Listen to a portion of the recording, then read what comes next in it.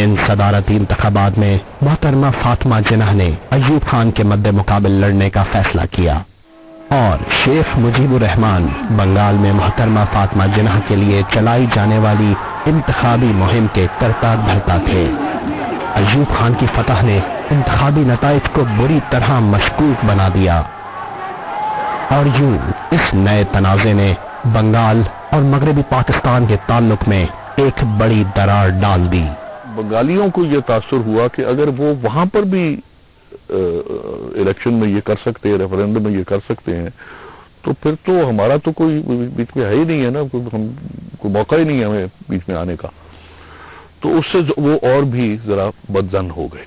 कि बहुत बुरे नताइज हुए मुल्क की पूरी सियासत के ऊपर और लोगों ने समझा कि अब वोट की कोई अहमियत नहीं है, लेकिन दारा कि जो कामयाबी हासिल होगी वो उसी कामयाबी हासिल होगी इसके बाद कुव्वत है और इक़्तिदार है।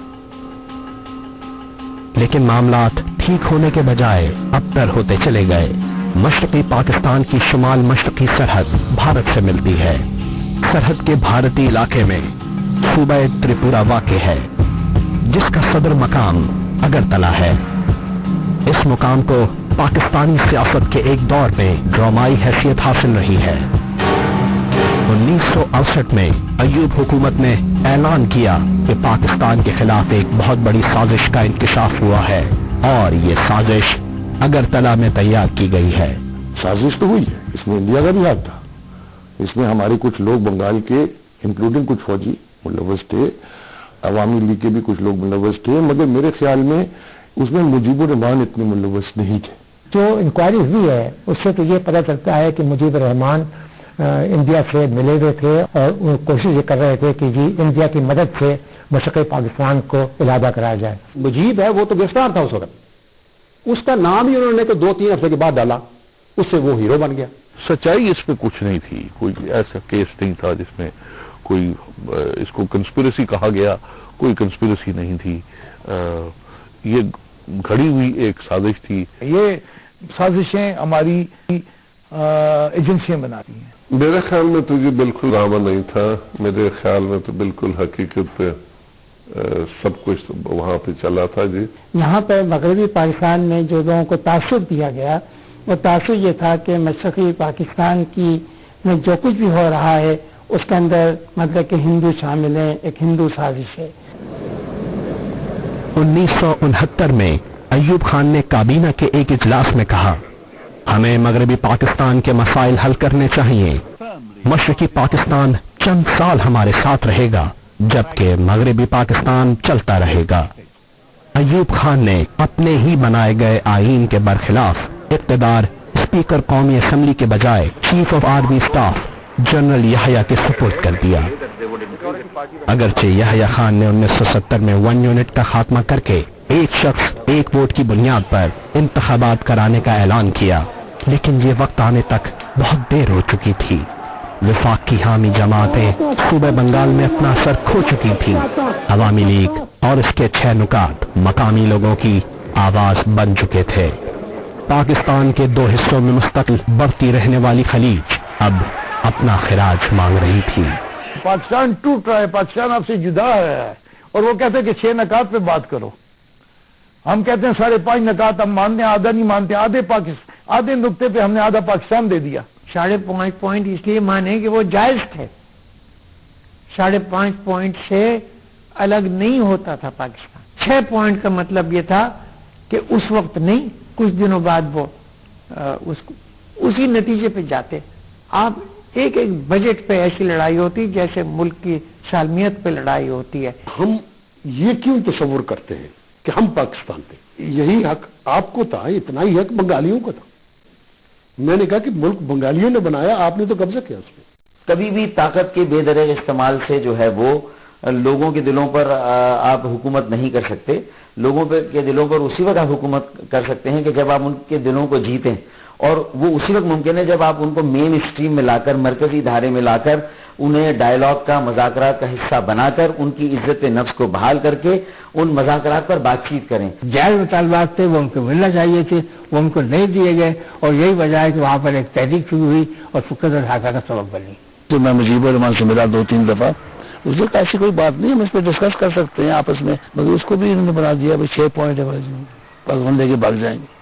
Well, the country is being run by one man will. 1970 کے الیکشنز کے اعلان کے بارے میں بھی کہا جاتا ہے کہ یحییٰ خان اور سینئر کمانڈرز کا خیال تھا کہ انتخابات میں کوئی سیاسی جماعت بھی اکثریت حاصل نہیں کر سکے گی اور یحییٰ خان مخلوط حکومت کو کنٹرول کرتے رہیں گے.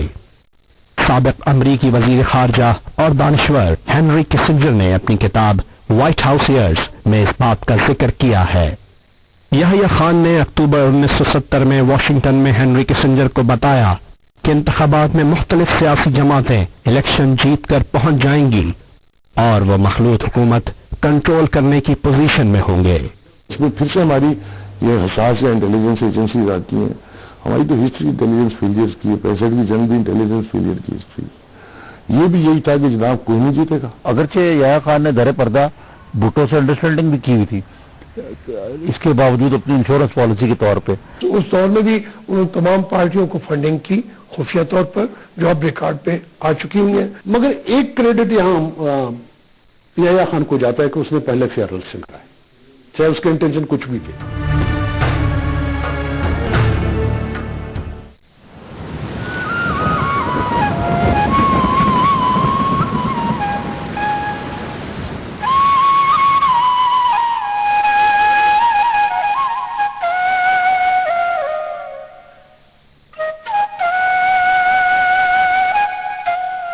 مشرقی پاکستان میں شدید سیلاب آ گیا اور الیکشنز چند ماہ کے لیے ملتوی کر دیے گئے.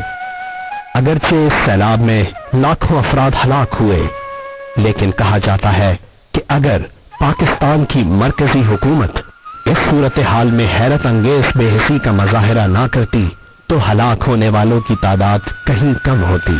میں انگلینڈ کے اندر تھا اور وہاں کے اخبارات میں جو خبر تھی وہ یہ تھی کہ مغربی پاکستان کے پہنچنے سے پہلے مدد دینے والے جو ہیں برطانوی حکومت ہے کہ جس نے ان کو مدد پہنچائی ہے. یہ تو اب ظاہر ہے کہ ایک تعصب جو تھا وہ یہ تھا کہ دوسری قومیں جو ہیں یا بین الاقوامی جو کمیونٹی ہے اس کو تو احساس ہوا، لیکن خود مغربی پاکستان کی حکومت نے اس سیلاب کو یا اس حادثے کو اتنا سنجیدگی سے نہیں لیا کہ لوگوں کی فوری طور پہ مدد کی جاتی. نہیں جی، یہ میرے خیال میں بالکل غلط بات ہے اور میرے خیال میں انفیئر بات ہے، کیونکہ سائیکلون کے بعد جو یہاں سے لوگ گئے اور میں ان میں سے میں شامل تو نہیں تھا، لیکن میرے کئی قریبی رفقا جو تھے جو کہ وہاں پہ گئے اور انہوں نے وہاں پہ ہیلی کاپٹر کے ذریعے جو وہاں کام کیا، وہ تو بہت ہی کیا کہتے قابل تحسین تھا. انہوں نے بہت محنت کی، بڑی کوشش کی. کوئی یہاں سے لیڈر گیا ہی نہیں وہاں دیکھنے کو، نہ کوئی ان کو مالی امداد دی، نہ کوئی ان کے لیے کیا. وہ کہتے تھے کہ اگر مغربی پاکستان میں ہوتا تو یہ رویہ نہیں ہوتا حکومت کا. یہ مجرمانہ ہمارا اپروچ تھا. الیکشنز منعقد ہوئے. الیکشنز کے نتائج مبصرین کی توقع کے برخلاف تھے. مشرقی پاکستان میں عوامی لیگ اور مغربی پاکستان میں پیپلز پارٹی کو نمایاں کامیابیاں حاصل ہوئیں. عوامی لیگ کو اتنی نشستیں حاصل ہوئیں کہ وہ تنہا حکومت بنا سکتی تھی. Legally, I am the authority because people have voted to me. I can tell you one thing. Nobody should play with the fire. Nobody should try to suppress the 70 million people. When they are determined to achieve something, nobody can suppress them. Today, tomorrow, or day after tomorrow. They must win. Victory is ours. لیکن اقتدار کی منتقلی نہ ہو سکی. ہم کہہ سکتے ہیں کہ یہ ذمہ داری ایک طرح سے سبھی پر عائد ہوتی ہے، یعنی یحییٰ خان کے اوپر بھی جو اس وقت ملک کے صدر تھے، بھٹو کو بھی، چونکہ بالکل نظر آتا ہے کہ بھٹو صاحب اقتدار میں آنے کے خواہش مند تھے، اور جیسا کہ ہمیں پوری شہادتیں ہمارے پاس موجود ہیں اس وقت کے اخبارات اور ان کی تقاریر، اس سے ہمیں بالکل اندازہ ہوتا ہے کہ وہ کسی قسم کا سمجھوتا کرنے کے اوپر تیار نہیں تھے، چونکہ اس صورت میں ان کو یہ خیال تھا کہ ان کا سیاسی کردار جو ہے وہ ختم ہو جائے گا. اس کا ذمہ دار تو جنرل یحییٰ خان ہے، کیونکہ وہ اس وقت پریزیڈنٹ تھا اور چیف مارشل ایڈمنسٹریٹر تھا. بھٹو صاحب اور پیپلز پارٹی یہ اور یحییٰ خان یہ بنگالیوں کو نہیں چاہتے تھے اور انہیں مار کے زبردستی پاکستان کو علیحدہ کیا.